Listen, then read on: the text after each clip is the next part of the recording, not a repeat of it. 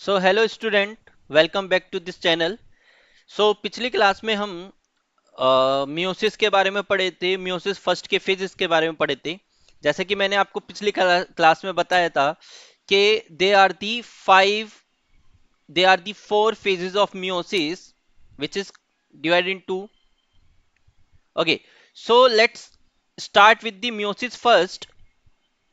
So as you know, meiosis first have four phases. First one is prophase first. So prophase first is a longer and more complex than a prophase of mitosis. ये सब हम पढ़ चुके थे पिछले classes में। फिर हम प्रोफेज को हमने 5 पार्ट में डिवाइड किया था। लेप्टोटीन, जाइगोटीन, पेचाइटिन में डिवाइड किया था। और पेचाइटिन तक हम पढ़ चुके थे जहां पर रिकॉम्बिनेशन हुआ था। क्या हुआ था बेटा? रिकॉम्बिनेशन हुआ था।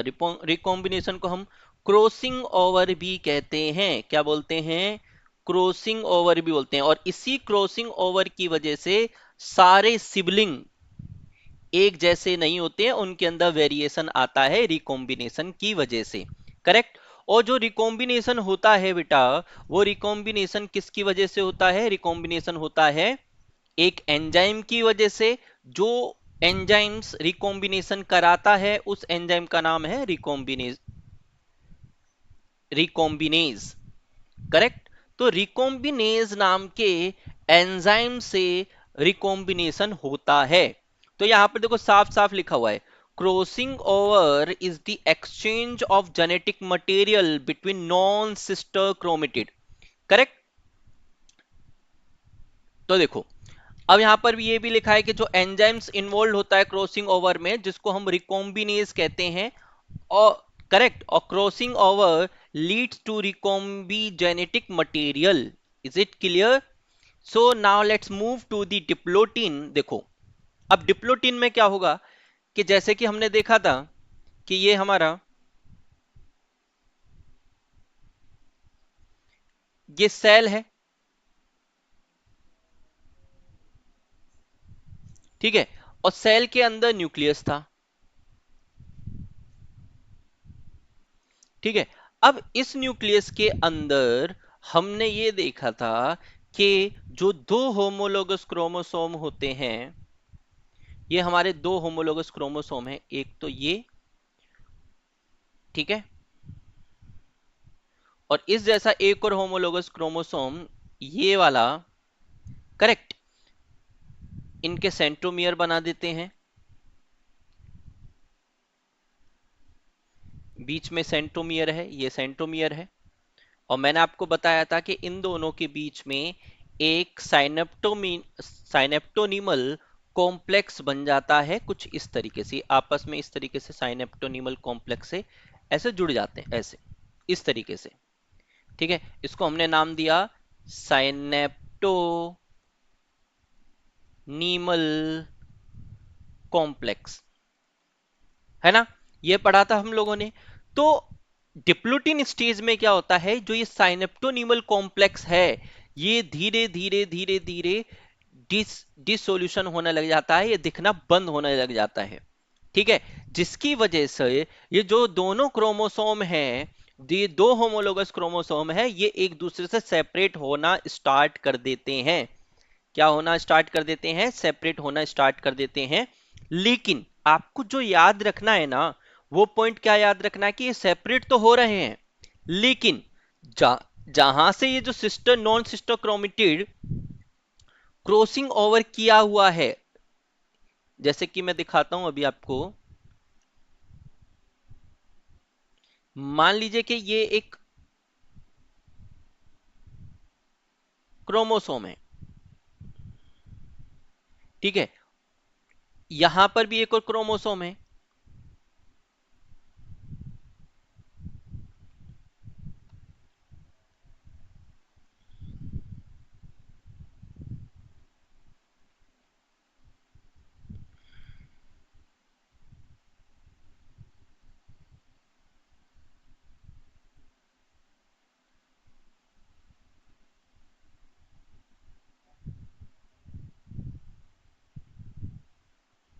देखो, यहां पर जो ये साइनेप्टोनीमल कॉम्प्लेक्स तो डिसोल्यूशन हो जाता है, लेकिन जो क्रॉसिंग ओवर वाला एरिया है, ये एरिया जो मैं आपको डिनोट कर रहा हूं, ये वाला एरिया, ये एरिया और ये एरिया जहां पर ये नॉन सिस्टम क्रोमेटिड जो क्रॉस ओवर कर रहे हैं, वहां पर ये दोनों एक दूसरे से अलग नहीं होते हैं और इस तरीके का एक्स शेप बना लेते हैं ये एक दूसरे से।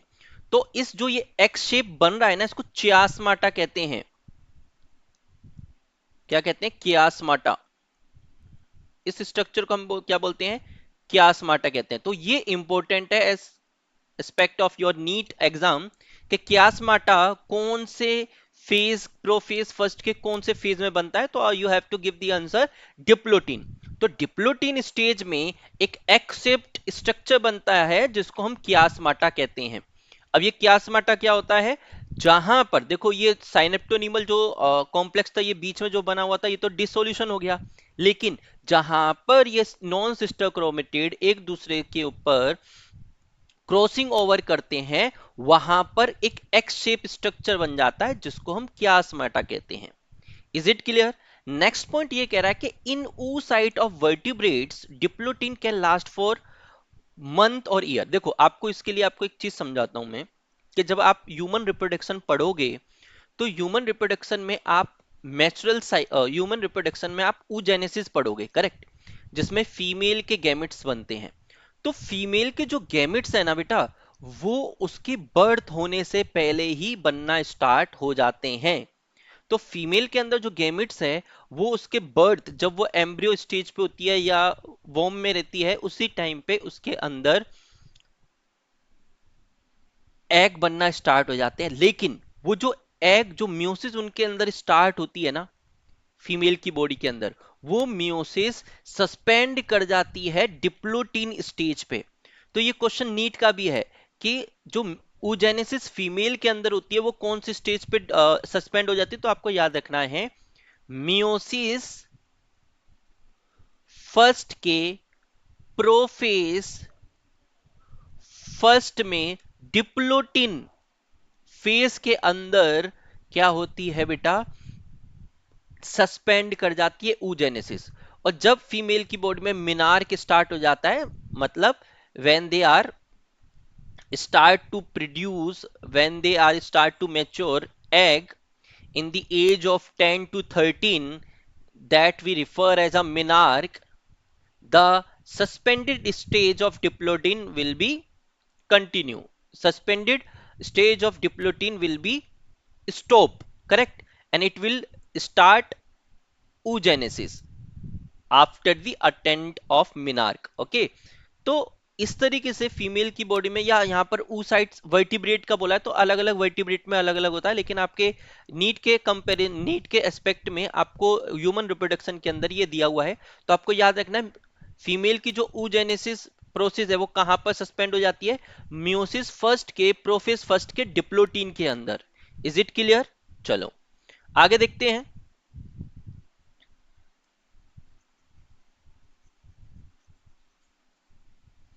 तो देखो नेक्स्ट में अगर हम देखें, तो नेक्स्ट में लिखा हुआ है कि टर्मिनाइजेशन of चियास्माटा।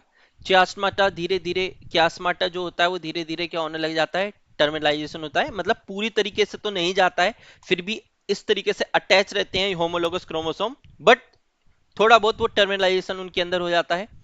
Chromosome are fully condensed हो जाते हैं डाइकाइनेसिस के अंदर। Meiotic spindle is assembled and cell organelle disappear. जैसे कि ये सेल है,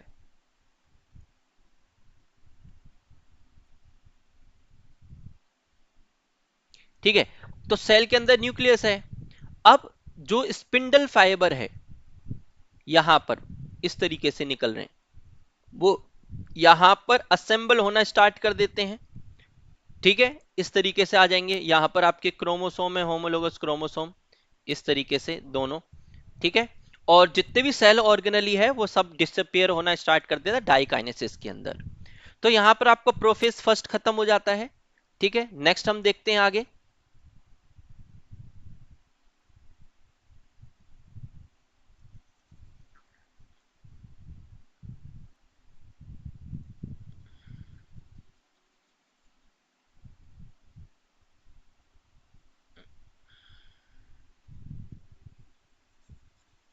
तो इतना समझ में आ गया होगा आपको। अब हम नेक्स्ट पार्ट में देखते हैं। नेक्स्ट इसके बाद में जो नया स्टेज स्टार्ट होता है, न्यू फेज स्टार्ट होता है, जिसको हम बोलते हैं मेटाफेज। देखो, अब मेटाफेज में क्या होगा कि जो भी बाइवेलेंट या टेट्राइड है, क्रोमोसोम है, they will be align on the equatorial plate, इस तरीके से कुछ। ये हमारा सेल है, ठीक है। इस सेल के अंदर न्यूक्लियस। अब यहां न्यूक्लियस के अंदर जो ये क्रोमोसोम है, यहां बना देते हैं इसका होमोलोगस, हम यहां बना देते हैं। ये यहां से अभी भी जुड़े रहेंगे इस तरीके से।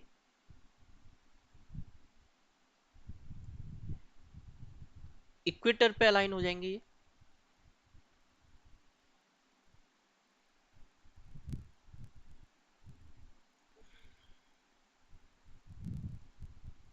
इस तरीके से इक्वेटर पे अलाइन हो जाएंगे ये, ठीक है ना। तो ये अभी भी ऐसा नहीं कि दोनों एक दूसरे से अलग हो गए हैं। ये अभी भी यहां पर जहां पर क्रॉसिंग ओवर हुआ है, जहां पर एक्स शेप कियास्माटा बना हुआ है, वहां पर ये अभी भी अलाइन है एक दूसरे से, ठीक है। अभी भी जुड़े हुए हैं, कनेक्ट है। और ये यहां पर सेंटर पे, यहां पर इक्वेटर पे ये अलाइन हो जाएंगे। और यहां पर इधर आपको स्पिंडल फाइबर कुछ ऐसे दिखाई देना स्टार्ट होगी, ठीक है। और ये जाके विल बी अटैच यहां इसके काइनेटोकोर पे। यहां से काइनेटोकोर यहां से कनेक्ट होगा, इसका काइनेटोकोर यहां पर कनेक्ट होगा, और ये वाला यहां पर कनेक्ट हो जाएगा, करेक्ट। इस तरीके से मेटाफेज फर्स्ट में ये आपको इस तरीके का दिखाई देना स्टार्ट हो जाएगा। तो अब हम एनाफेज फर्स्ट की बात करें, तो एनाफेज फर्स्ट के अंदर क्या होगा। देखो, एनाफेज फर्स्ट के अंदर जो भी होमोलोगस क्रोमोसोम होंगे वो सेपरेट हो जाएंगे, है ना। सेपरेट कैसे होंगे कि ये सेल है हमारा, है ना। अब यहां पर जो क्रोमोसोम थे वो इस तरीके से अलग अलग हो जाएंगे। ये यहां पर चला जाएगा इस साइड पोल पे, ठीक है। और यहां पर जो थे वो इस तरीके से अलग होना स्टार्ट हो जाएंगे, इस तरीके से, है ना।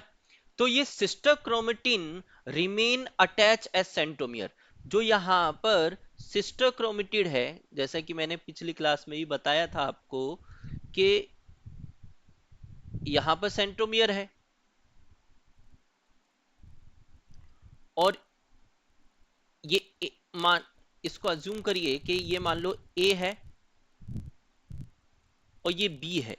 तो ए का सिस्टर क्रोमेटिड है बी। सेम यहां पर सी और डी रखेंगे तो सी का सिस्टर क्रोमेटिड है D.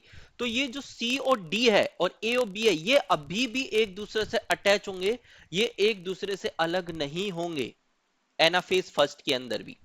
Now move to the telophase first. In telophase first nuclear membrane and nucleus reappear.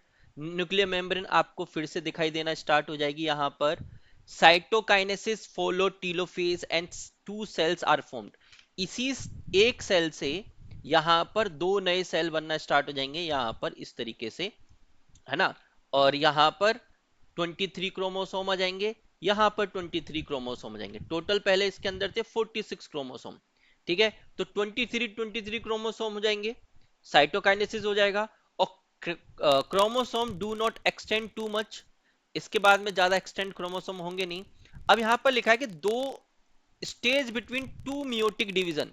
जब भी दो मियोटिक डिवीजन होगा, उनके बीच का जो स्टेज होगा उसको हम इंटरकाइनेसिस कहते हैं। ये याद रखना है आपको। The stage between two meiotic division is called interkinesis. यहां पर आपका मियोसिस फर्स्ट खत्म हो जाता है। अब मियोसिस फर्स्ट में आपको क्या चीजें याद रखनी है। मियोसिस फर्स्ट में आपको जो चीजें याद रखनी है वो ये है कि in meiosis first number of chromosome will be half and make two daughter cell। यहां पर कितने डॉटर सेल बने? यहां पर 2 डॉटर सेल बने। पहले वाले सेल के अंदर टोटल पहले वाले सेल के अंदर टोटल 46 क्रोमोसोम थे, करेक्ट? कितने क्रोमोसोम थे? 46 क्रोमोसोम थे।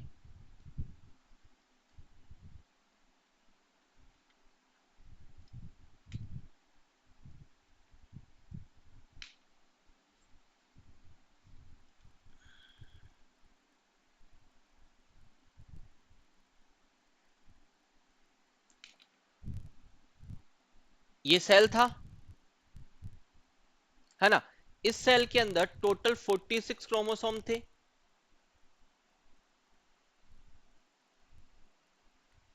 और ये एक डिप्लॉइड सेल था, 2n number of chromosome. In meiosis first, it will make 2 daughter cell, और इन दोनों ही डॉटर सेल के अंदर 23 क्रोमोसोम होंगे, ठीक है? और ये 2 हैप्लॉइड सेल बन जाएंगे आपके मियोसिस फर्स्ट के अंदर।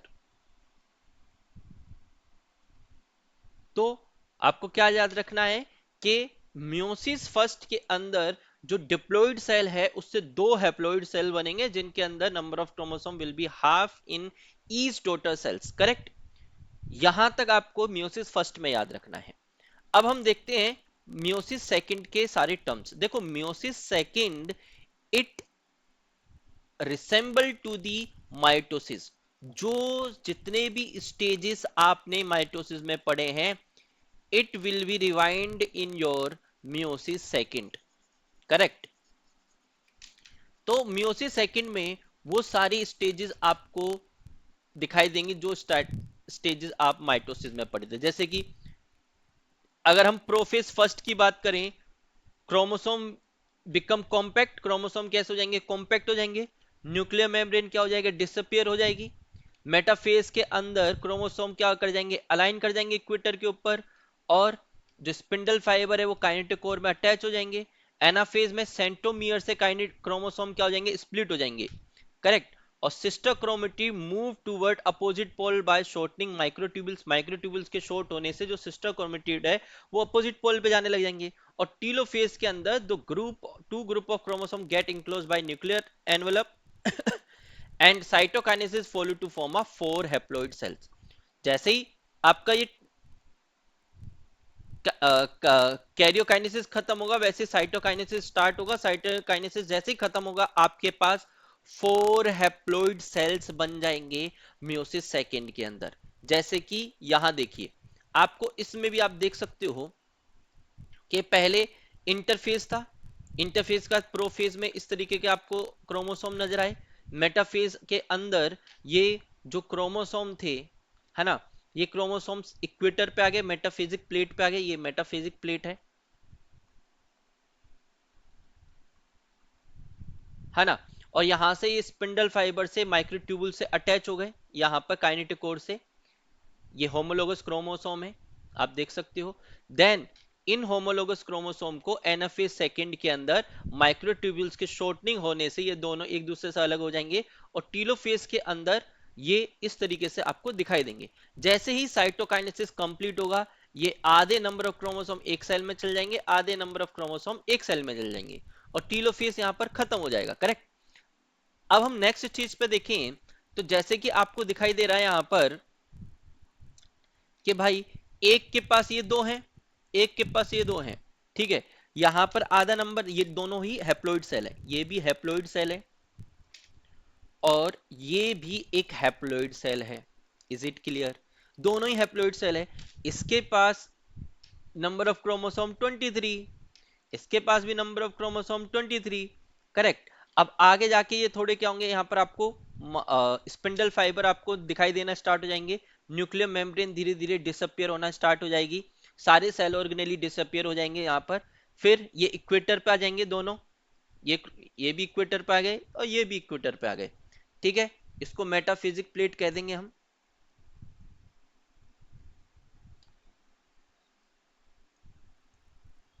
मेटाफिजिक प्लेट पे ये अलाइन हो गए,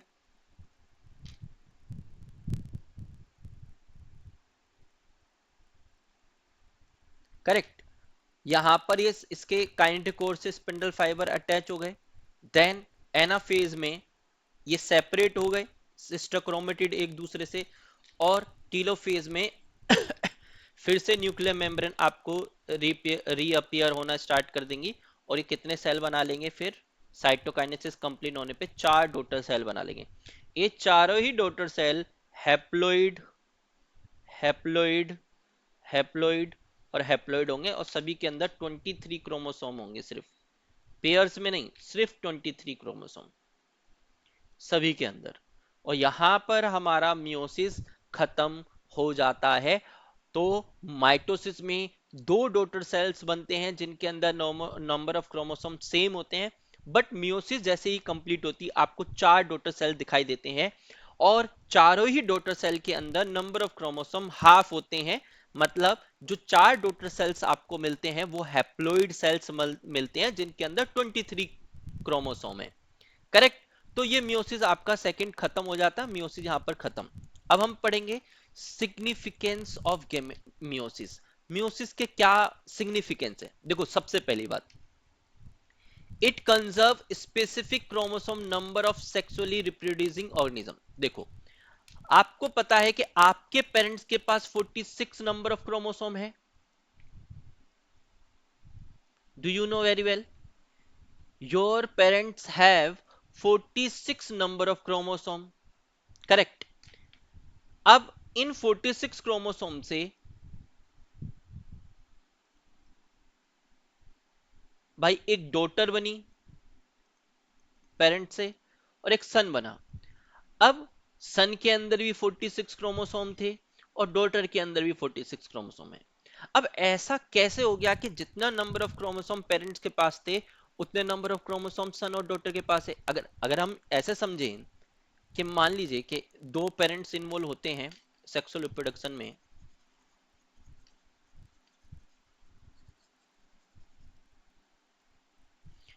मानते हैं कि ये मान लो मेल है, ठीक है, ये फीमेल है। फीमेल के अंदर 46 क्रोमोसोम, मेल के अंदर भी 46 क्रोमोसोम। मान लो इसने जो गैमेट्स बनाए उस गैमेट्स के अंदर भी 46 क्रोमोसोम, और फीमेल ने जो गैमेट्स बनाए उसके अंदर भी 46 क्रोमोसोम। अब दोनों के अंदर जब 46 क्रोमोसोम गैमेट्स के अंदर होंगे, और गैमेट्स जब फ्यूज होंगे फर्टिलाइजेशन होने के बाद में, तो टोटल 92 क्रोमोसोम होंगे ना डॉटर सेल के अंदर। लेकिन ऐसा तो पॉसिबल नहीं होता है कि 92 क्रोमोसोम किसी भी डॉटर के अंदर या सन के अंदर होंगे। क्यों? क्योंकि उनके अंदर तो फिर से 46 क्रोमोसोम है। क्यों? कि हमारा जो जितना भी हमारा ब्लूप्रिंट है, जिस तरीके से हमारा एवोल्यूशन हुआ है उसके अकॉर्डिंग हमारी बॉडी के अंदर हर एक सेल के अंदर 46 क्रोमोसोम होने चाहिए। इसलिए ही हमारे अंदर मियोसिस होता है, और मियोसिस में जब गैमेट का फॉर्मेशन होता है तो यहां पर 46 के जगह पे 23 नंबर ऑफ क्रोमोसोम हो जाते हैं। और जब ये 23 नंबर ऑफ क्रोमोसोम फ्यूज करते हैं तो फिर से 46 नंबर ऑफ क्रोमोसोम आपके जाइगोट के अंदर आ जाते हैं। तो जिससे कि आपका जो नंबर ऑफ क्रोमोसोम है वो कंजर्व रहता है। में आपके पेरेंट्स के अंदर भी 46 नंबर ऑफ क्रोमोसोम थे, और जो बेबी होता है उसके अंदर भी 46 नंबर ऑफ क्रोमोसोम होता है। This is the conservation of chromosome number in sexually reproducing organism. Next point क्या कह रहा है? नेक्स्ट पॉइंट ये कह रहा है increase the genetic variability by recombination. देखो, अभी आपने देखा कि रिकॉम्बिनेशन हो रहा है, और रिकॉम्बिनेशन होने से क्या हो रहा है? वेरिएशन हो रहा है। तभी तो सेक्सुअल रिप्रोडक्शन कोई भी ऑर्गेनिज्म करता है तो उसके अंदर आपको ज्यादा वेरिएशन देखने को मिलता है। क्यों? क्योंकि उनके अंदर हो रहा है क्रॉसिंग ओवर, और क्रॉसिंग ओवर हो रहा है तो उसको हम रिकॉम्बिनेशन भी कहते हैं। तो रिकॉम्बिनेशन होने से, क्रॉसिंग ओवर होने से उनके अंदर वेरिएशन दिखाई दे रहा है, और variation are very very important for the evolution. अगर वेरिएशन नहीं होगा किसी भी जनरेशन के अंदर तो एवोल्यूशन भी नहीं होगा। ठीक है? तो जो भी चेंजेस आपके अंदर ओवर द टाइम आया है ना, जो आज के टाइम पर आप जैसे हो इतने पहले जैसे थे, ओवर द टाइम जो भी वेरिएशन आया वो due to the recombination. Correct? और रिकॉम्बिनेशन किसकी वजह से होता है? मियोसिस की वजह से होता है। करेक्ट। तो यहां पर बेटा ये चैप्टर हो जाता है आपका फिनिश। नेक्स्ट वाली क्लास में हम इसके जितने भी पीवाईक्यू क्वेश्चन है नीट में जो भी पूछे गए हैं वो सारे हम डिस्कस करेंगे इस नेक्स्ट क्लास के अंदर। और जितने भी क्वेश्चन नीट के हैं, जितने भी इंपॉर्टेंट नीट के क्वेश्चन है, या मैं अलग से 2-3 क्वेश्चन और आपको बता दूंगा जो आपको नेक्स्ट नीट की जो भी एग्जाम होगा उसमें आपसे पूछा जा सकता है, उसका पूरे का हम डिस्कशन करेंगे नेक्स्ट क्लास में। तो आई होप आपको ये पूरा चैप्टर समझ में आया होगा, माइटोसिस और मियोसिस। पीवाई को जब हम सोल्व करेंगे तो आपको और अच्छे से सारे डाउट क्लियर हो जाएंगे। तो आज की क्लास हम यहीं पे खत्म करते हैं। Bye bye everyone, take care.